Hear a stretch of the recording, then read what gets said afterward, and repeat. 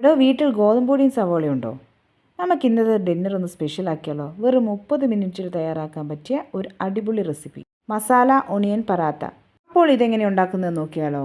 ഒരു ബൗളിലേക്ക് 300 ml ഗോതമ്പ് പൊടിയും ആവശ്യത്തിന് ഉപ്പും 1 ടീസ്പൂൺ ഓയിലും ഒഴിച്ച് നമുക്ക് നന്നായി ഒന്ന് മിക്സ് ചെയ്തതിന് ശേഷം ആവശ്യത്തിന് വെള്ളം ഒഴിച്ച് നമുക്ക് നന്നായി കുഴച്ചെടുക്കാം.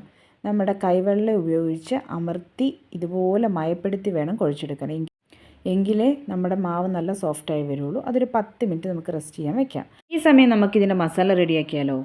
2 സവാള, മല്ലിയില, ചെറിയ കഷ്ണം ഇഞ്ചി, 1/2 ടീസ്പൂൺ മല്ലിപ്പൊടി, 1 ടീസ്പൂൺ മുളക് പൊടി, 1/2 ടീസ്പൂൺ ഗരം മസാലയും ചേർത്ത് നന്നായി ഒന്ന് മിക്സ് ചെയ്യാം. 1/2 ടീസ്പൂൺ കസൂരി മേത്തിയും കൂടി ഇട്ട് നന്നായി മിക്സ് ചെയ്യാൻ. ഞാനിപ്പോൾ ഇവിടെ ഉപ്പ് ഉപയോഗിക്കുന്നില്ല. ഇനി മാവെടുത്ത് ചപ്പാത്തി പരത്തുന്ന പോലെ തന്നെ സെയിം പ്രൊസീജിയർ തന്നെയാണ്. പക്ഷേ നമ്മൾ ആ ബോൾസ് കുറച്ച് വലിപ്പത്തിൽ വേണം എടുക്കാനായിട്ട്. കാരണം നമുക്കതിൽ മസാല ആഡ് ചെയ്യാനുള്ളതാണ്. അപ്പോൾ കുറച്ചും കൂടി ചപ്പാത്തി പരത്തുന്നതിലും കുറച്ചും കൂടി വലിപ്പത്തിൽ വേണം നമുക്കിത് പരത്തിയെടുക്കാനായിട്ട്. എങ്കിൽ മാത്രമേ നമുക്കതിനകത്ത് മസാല വെച്ച് ഫില്ല് ചെയ്ത് നമുക്ക് ടോസ്റ്റ് ചെയ്തെടുക്കാൻ പറ്റുള്ളൂ. അങ്ങനെ ചപ്പാത്തിയേക്കാൾ കുറച്ചും കൂടി വലിപ്പത്തിൽ ഞാനിവിടെ പരത്തിയെടുത്തിട്ടുണ്ട്. ഇനി നമുക്ക് മസാല ആഡ് ചെയ്യാം. മാവിലേക്ക് മസാല വെക്കുന്നതിന് തൊട്ട് മുമ്പ് മാത്രമേ ഉപ്പിടാവുള്ളൂ. കാരണം ഉള്ളിയിൽ നിന്നും വെള്ളം ഇറങ്ങാതിരിക്കാനാണ് ഈ ഒരു ട്രിക്ക് നമ്മൾ ഉപയോഗിക്കുന്നത്.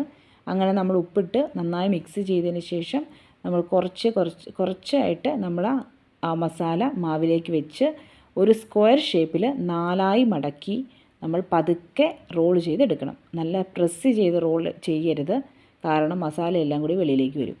അപ്പം നമ്മൾ പതുക്കെ വേണം റോൾ ചെയ്തെടുക്കാനായിട്ട്. ഒത്തിരി ഹാർഡാക്കാൻ പാടില്ല.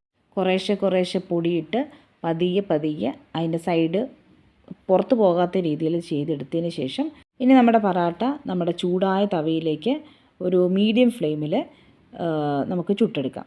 അതിൻ്റെ മുകളിൽ ബട്ടറോ അല്ലെങ്കിൽ നെയ്യോ ഒക്കെ ഒന്ന് ബ്രഷ് ചെയ്ത് കൊടുക്കുകയാണെങ്കിൽ നല്ല സോഫ്റ്റും അതുപോലെ തന്നെ നല്ല ക്രിസ്പി ആയിട്ട് കിട്ടും. ഇനി നമുക്കതൊരു ഗോൾഡൻ നിറമാകുന്നത് വരെ തിരിച്ചും മറിച്ചും ഇട്ട് നമുക്ക് നല്ലപോലെ അതിനെ ഒന്ന് ചുട്ടെടുക്കാൻ. റൈത്തയും അച്ചാറും ഒക്കെ ഇതിന് ബെസ്റ്റ് കോംബോയാണ്. നമ്മളെന്നും ചപ്പാത്തിയും കറിയല്ലേ ഉണ്ടാക്കുന്നത്, ആരും ഒരു ചേഞ്ച് ആഗ്രഹിക്കാത്തല്ലേ. അപ്പോൾ ഇടയ്ക്ക് ഇങ്ങനെയും ട്രൈ ചെയ്ത് നോക്കണം.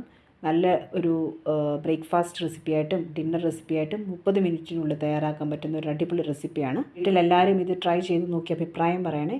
അതുപോലെ വീഡിയോ ഇഷ്ടമായി ലൈക്ക് ചെയ്യാനും സബ്സ്ക്രൈബ് ചെയ്യാനും മറക്കരുത്. അടുത്ത വീഡിയോയുമായി കാണുന്നവരെ ബൈ.